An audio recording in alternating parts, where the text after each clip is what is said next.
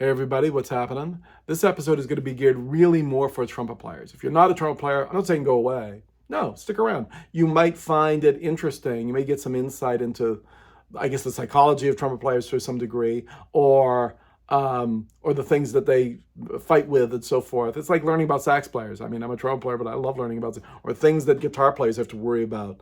I love idiomatic stuff. There's a certain interest that can be kind of fascinating. Anyway, I want to talk to you about specifically the world of trumpet players can be dominated by the mouthpiece fixation. There is a tendency for trumpet players to think that if they just find the magic mouthpiece, Shangri-La, it's going to open up everything in their playing.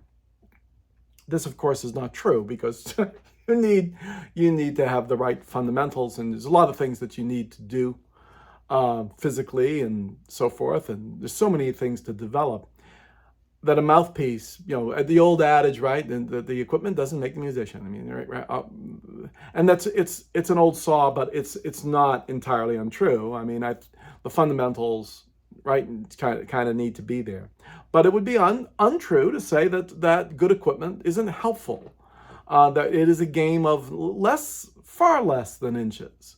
Little tiny differences can really help people, and it is individual because we're all built a little differently and how we're going to relate and there is no, and I guess this is the thing we need to fight against, is there is no cookie cutter perfect approach.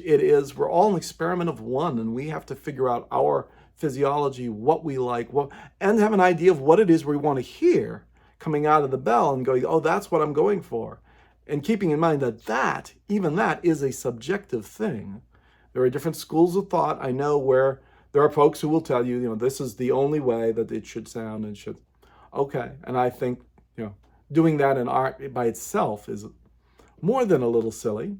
You can, the range of the instrument, just my instrument, just the trumpet, you could go from incredible differences in sound. Incredible differences in sound. And they've all been recorded and they're all appreciated as art. So I'm not going to dive too deep into that. But I do want to talk about the trumpet player mouthpiece thing. Some of it is clearly psychological. There is this sense that we're going to find the right piece.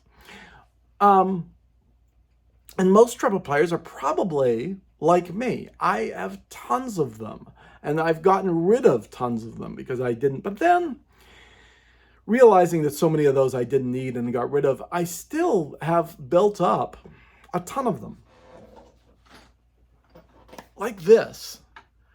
I think these are just flugelhorn mouthpieces. Yeah, and then there's all these. And there's just a ton of stuff in here. I have others on instruments and things that I might use more that didn't make the bucket, Now, it doesn't mean that all that is garbage, because as we change, sometimes things that didn't work before do work later on. Silly example, eyeglasses. Just got these a couple days ago. I'm feeling, I love these. I feel strong in Italian. I'm not Italian, I'm not strong. But I like the glasses. And I had a pair of rimless glasses I wore for years, and then the prescription didn't work out. So I got new glasses, new prescription, great. And then that didn't work out. But here's the thing. The rimless actually, my eyes got better. And, but I wasn't sure they were old, and I wasn't sure they were going to hold up. So but these are closer to 2 prescriptions ago. So my eyes actually improved. But these things can happen. And so, all right. So I just want to talk a little bit. Let's talk mouthpiece a little bit. And I'm going to tell you something wild that happened. I think, and we're really going to be making this, I'm simplifying this, okay? So if I miss a detail, I'm not disagreeing with you, all right? But let's talk in the most simple terms. Mouthpiece, right? This is a GR, which I have played, and it's one of the small group of pieces I do play. Or maybe I won't be playing anymore. I found a new one. That's why we're here. So this GR, there's a couple elements, right? There's the cup, the bowl, right?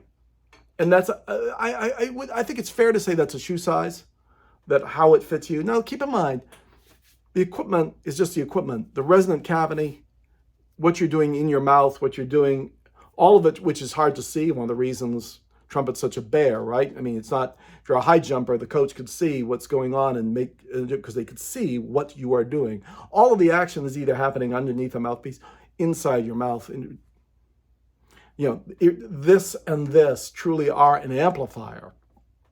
Anyway, so I think of this in its most simplest form as being in two parts. This section here at the top, how does that relate to you? Like a shoe size. It fits, it's either too shallow, gives you, and you're trying to find a balance between the right about sound and whatever it is that you're trying to go for. GR is great if you're, I think, again, in general terms, if you're a more commercial player and you're looking for more sizzle, this could provide that. Great. If you're an orchestral player, you wouldn't get near it. All right, I get it.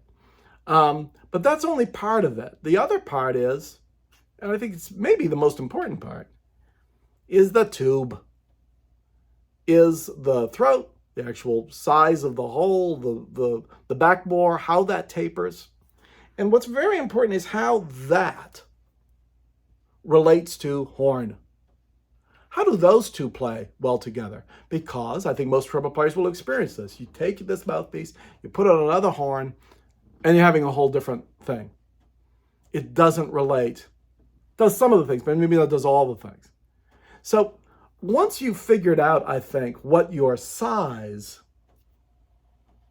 is, you can buy a lot of mouthpieces by a lot of manufacturers that are in that neighborhood size-wise, but may do different things here to fit with different horns. That's how I've looked at it. This trumpet is a Flip Oaks WT, a cannon of a horn, a 470 board, big horn. It doesn't look like it did when I bought it because the good folks at J. Landris Brass, thank you, Atis and Josh, they made it raw brass. I asked them to give it a makeover, and they did all sorts of wonderful things to it. And it's a great horn. It's a great way for me to start my day because you can't fake it. It finds all your mistakes, and it's big, and I think it's a great way to start my day. And it's a very trumpet way to start my day. So anyway, so the GR is great. The GR is great, right? It's great. It's a great case. But it's great for what it does. Let me show you some others. Now, these are not inexpensive, right? You could spend some bread to get these. I have an old Bach 37. I often play a Bach 3C Megatone, which is a real stock sort of piece. I don't mind the heavier piece. Sometimes I like that. I like it for recording sometimes. Give you some others I really like. Oh, here's a couple that I think are just brilliant. I love Storks. I think they do an amazing job up there in Vermont. Those are great pieces. Again, generally this is going to be 3C-ish, and then what they're going to do here is different. I like this on a Yamaha. I have a more horns. Yamaha 6310Z. Love this horn for jazz. This is not my screechy horn. Okay, but this part here is really essentially the same as it was in the GR. Now, the GR has a little tighter cup. Okay, got it, a little cut rather. And, this gives you a different sound, and it's great for, and the horn is not necessarily one that I would, it's a smaller board, step bore thing, so it's a little tighter of an instrument. Okay, so again, depending on the job, but Storks are great. I love Storks. Storks are my flugel pieces generally. Here's another one, AR Resonance. I love AR Resonance. Tony at AR Resonance in Italy, more Italian. These come apart so that you can make different backbores with different cups and put them together and see how that works. And I do that. I have plenty of backbores that so you could this. I love this one too. All right, so I love them. I love finding out different things that work with different horns. Now then, I told you all that so I could tell you this. Oh, a couple weeks back, I see an ad, as one does Amazon or something like that. I was probably buying some little parts, piece parts somewhere on Amazon. Maybe it was valve oil. I don't know. Well, anyway, I was buying something. And so now I'm getting trumpet player ads, naturally. And a few recommend mouthpieces, all right? But I'm immediately intrigued because they show these huge mouthpieces, like these, big ones, these really heavy bore, big, huge hunk of metal mouthpieces. Gold plated, $20, or it might have even been less. I think it might have been 18 by a manufacturer I've never heard of before, right? Okay. So what does that tell you? Well, if you buy cheap junk, you get cheap junk. I mean, right? I mean, they're from China, right? So, but I couldn't help but be a little intrigued, because I love the subject matter. And I was like, okay, some guy in China is making mouthpieces. And so I go and look at the reviews to see down the rabbit hole I go.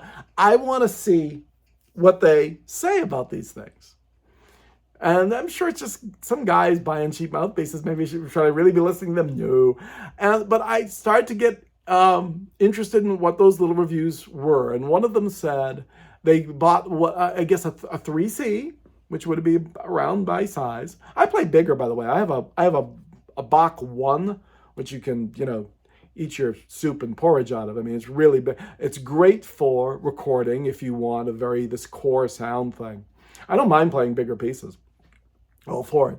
But generally, my comfort zone is in the 3-ish range. It could be a little tighter, it could be a little looser. It can go down to 2s, and someone could go to closer to 5s or 3 Ds and Es, But I'm in that general area. Anyway, this said it was a 3C, and the guy who bought the thing said, well, that's no 3C. It's deeper than that, and it's really it's very resonant. I really like it, but I don't know that it's really a 3. And so I kept looking and reading about this. One of the things I realized was whoever was sizing this, some dude in China, I'm guessing, instead of a box system, right, where the 1 is the big mouthpiece and the 3 and the 5 as you get smaller, and 7s when you're a beginner, and right, there's that. The scale is actually opposite. He has 3 sizes. Something very big, which I think he was calling a 5 or a 7. There was this 3 that was a little bigger than a 3, and then he had what he called a 1.5. I'm saying whoever this person is that's making these mouthpieces. And the 1.5, I'm guessing, was somewhere between a 3 and a 5, with a heavy piece, big heavy mouthpiece. I was like, for $20, for $18, what the hell? I'm gonna buy one. Maybe to prove what garbage it is, or to see what is it about it that makes it garbage.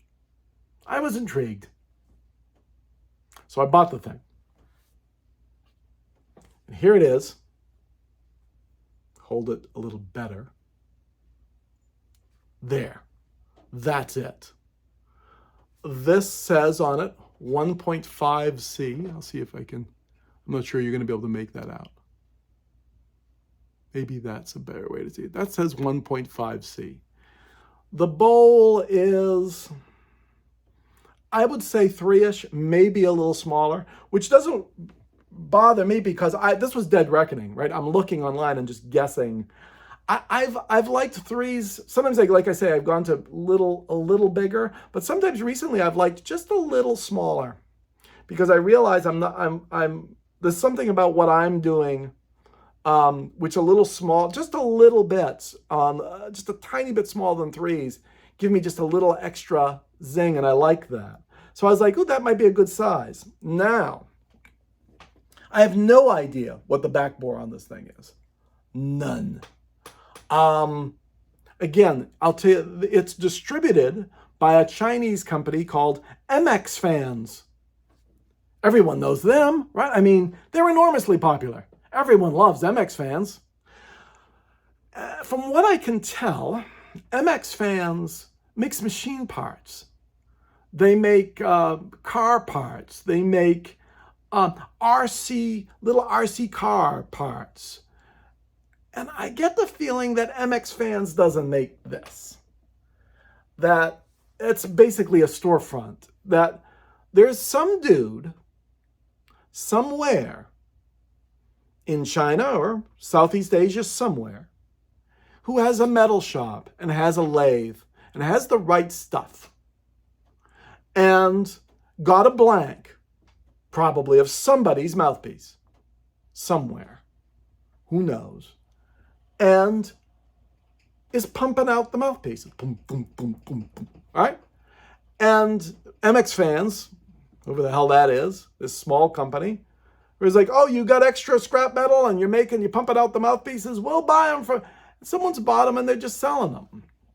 Now, what you hope you're not doing is you're not, supporting slave labor in Myanmar or something. Oh my God, no, I don't. Obviously, you don't want to do that. But so I got the mouthpiece, and recognizing it's got to be junk. And then I plugged it into some horns. Decided to take it on a test drive. And it was great. It was great. It shouldn't be great. It was great. The size, all that weight, gave what you'd expect, a big centered sound. It sounded great. Every part of it. Look, all of these other mouthpieces I'm showing you, cost $150 or $200, right? I mean, and you do get what you pay for. If you buy AR Resonance and you buy a Stork, you are getting absolutely masterful stuff. Okay, you are. It's worth every penny. It is great equipment. This thing cost $20. I plugged it into, this is an Adams A4 Shepherd's Crook with a sterling silver bell. It is a magnificent freaking instrument. It's $5,000 horn. And there's my mouthpiece by MX fans. This is the equivalent of, and this horn's never sounded better. It shouldn't be. And yet it is. Right? If you're being intellectually honest, if it sounds better, it sounds better. It shouldn't, but if it does, I got a hold of some friends, a lot of trumpet player friends. Some of them are legit guys. I got a hold of one of my buddies, a guy named Gene Boyle. Gene is in San Francisco. Excellent trumpet player. Plays in brass bands these days. Was an old drum corps guy, but always a legit guy. Not a jazz player. But Gene and I have a wonderful history and a long friendship. And Gene knows his stuff, and Gene's a born engineer and thinks of the trumpets very often in those terms. So it's wonderful to have a conversation with him. We're one of the few people I really can, where we really drill down. Josh Landris, talk trumpet with Josh Landris. You will learn something every time, or any of the boys at the shop. But I talked to Gene, and I said, look, I know you're going to give me a hard time about this, but it works. I mean, if it works, do I really care? Am I that vain that I care about what the label is? I should be better than that, right? Does it have to say Stork or look like a Stork or say AR Resonance? I mean, if the piece works, right? And he's like, well, if you find a 1-carat diamond in a steaming pile of scata, and you throw out the scata, you don't throw out the diamond, right? You hold on to the diamond. You wash the diamond off and you keep it, right?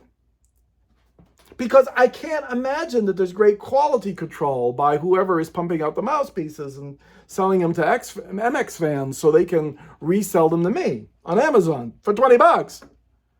Did I just get one? I've bought several at this point. I have a whole bunch of them I'm putting on horns, trying out to see if they there's uniformly, maybe it's just me, which is very possible, just my fit, but they fit well on some of my horns.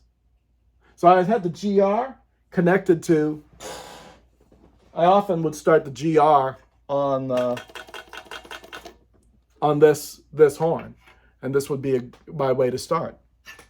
Well, if I put this on this horn, I get a better sound than I get from the GR. The same amount of range, maybe more. So I guess it's an improvement. It's crazy, okay? It's nothing short of absolute craziness.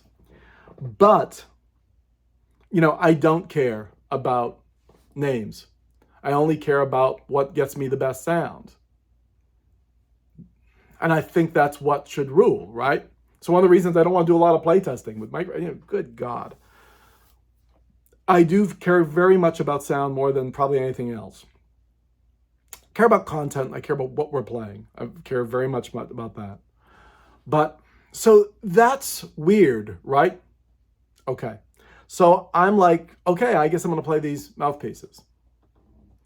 And then, I'd been thinking before this, for some months, before I suddenly ran into the awesome thing that is the MX Fans 1.5C mouthpiece, direct from some part of China. I was interested in playing some of the Adam Rappa's mouthpieces with Lotus. I've played the Lotus trumpet. It's a great instrument. And I think Adam's doing really smart, good stuff. And my understanding is that the Lotus mouthpieces are really something else. And he's made them out of nickel, which gives you he has some out of bronze, depending upon what you're doing sound-wise.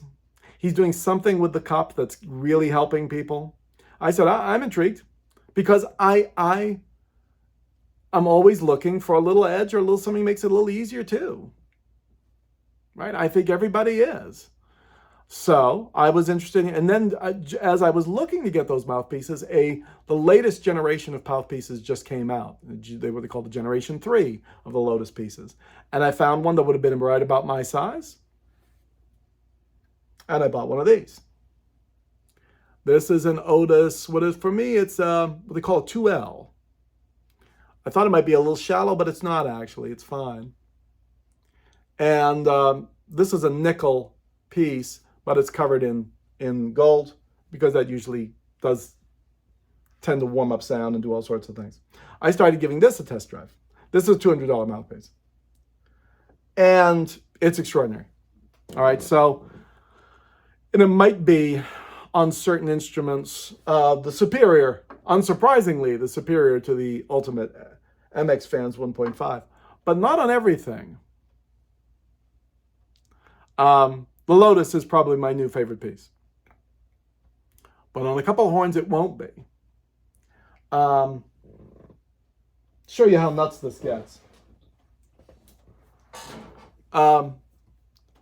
This is a vintage Martin Committee. Before the redesign, right? I've had a very hard time finding the right mouthpieces for this.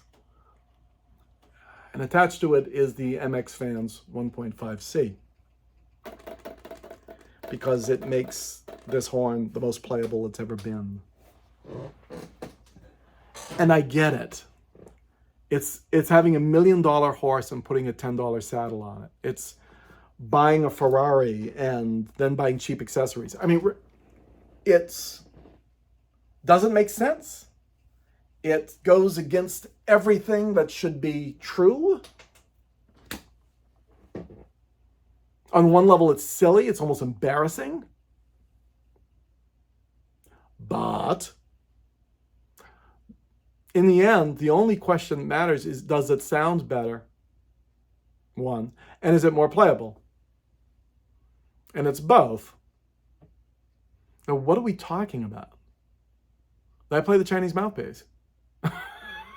I play what's the better equipment.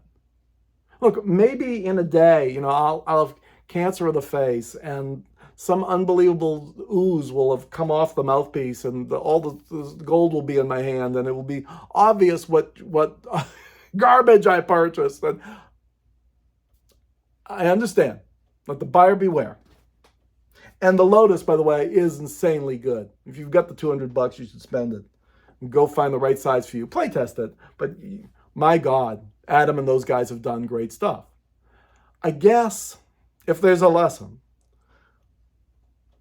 you can buy. I guess look, if you buy the $200 mouthpiece and you get a great result, and that's fantastic and that's fine. But I don't even know what the sizing of any of this thing is. But if you buy this and it works, and you save $180, then it works. Look, I say get both. But I can get both. I'm in a position to get both. Fine. But I think there is a lesson, though. And I think that one of the lessons is you don't have to buy necessarily the expensive thing. I think you spend your time learning that aspect of the instrument. Learn about instruments. Whatever it is you play, you need to really. Guitar players have a really good sense of. I think they're experts on guitars and the way the different ones respond. Any of us, we are in that sense. We wear a lot of hats, and one of our hats is craftsman, and in our craftsman hat, we pay attention to those sort of things, and we should pay attention. We should know that. So I found it very unusual. And again, I'd like to think I play great instruments and I play good stuff. I'll tell you though, I love flugel, for instance, but one of my favorite flugels is not like a rich man's flugel. It's a 1970s Olds, which I'm not sure it's a great recording horn, but if I was playing live, that would be the horn I'd be taking at, because it responds and it's great, right? But it's not this typical small board, That's great if I'm recording, and I have some other flugels I like that way. And I'm interested in but I like large board flugels, so I'm weird that way. But especially if, again, not so much for recording, but if you're playing out, I want to be able to. I think my initial fall in love with the flugel was that I could play all over the darn thing, and it just was great, and I wanted to play like that. So I've always liked there was an electricity to that, and I always wanted to sort of. So I don't mind that. I would love to get a hold of it. I don't have one, but I'd like to get a hold of one of the Getz and Eternas. They're a big board flugel. I think they're 460 or something board flugel, which big board flugel. I'm not even sure they're that around much anymore. I'd like to get a hold of one of those because I think I would like them. I had a Courtois once with tiny. I always wanted a Courtois French flugel. I wanted one so badly, and I got one and I hated it because it wasn't a fit, and that wasn't really where I was at. So yeah.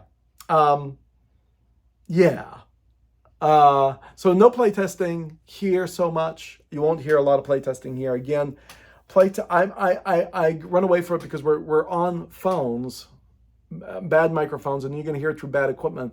I just think I may occasionally do it, but it's not something I'm going to go run to do. And again, if you want to hear me play, you can get a record, because I think people should pay for it. And I think all of us need to be doing that stand. If you're in pop music and you need Spotify because you've got to be, it's a promotional vehicle and you're getting the word out. Well, that's a whole other equation and dynamic. I'm interested in where art music and commercial music sort of mix. It's interesting. I'm doing college tours with my son, and I went to the Rhode Island School of Design. Art school, because he's sort of a graphic arts person, and their approach to art was there's only high art and there's only museums and there's only openings at the Frick, and that's it. That's the whole world. It reminded me of Juilliard in the sense that Juilliard is about a very specific thing, which is to them the whole world. I'm a Berkeley guy. I love the fact that they were more commercial. They were art people, but they weren't art in an ivory tower someplace. They were trying to find that balance. You could find art there, but you could find the commercial too. Just my son and I went to Savannah, Georgia, went to Savannah College of Art and Design. He liked Savannah College of Art and Design much more because he realized there was this, he likes a more commercial approach in his own stuff. He just likes the relevance of that. He wants to be in the culture. He doesn't want to be off someplace, you know. And those two worlds are fine, right? And I'm not saying one's right and one's wrong. I'm just saying that they are different, and it's important to know what those differences are. Anyway, yeah, so if you're a trumpet player and you see this, and this does anything for you, or makes you think of something, or you have an idea, hey, guess what? It's all about, likes and subscribers, right? So feel free to hit me up or comment or whatever and let me know what you're thinking. I don't claim that I have any answer. I don't think there's right? That's, I guess, part of the problem. Everyone thinking they've got no answer. But I do think there's a lot of perspectives. I think we are all orbiting a semi-amorphous, truth area. I think if you want truth, take philosophy class. But there is an amorphous sort of glob there, and we're just trying to stay around it as much as possible, being around it, maybe making that orbit a little closer. And so if some of this rubs off and makes sense and goes, yeah, I can see that, or I understand that, or, see what that does for you, or let me know.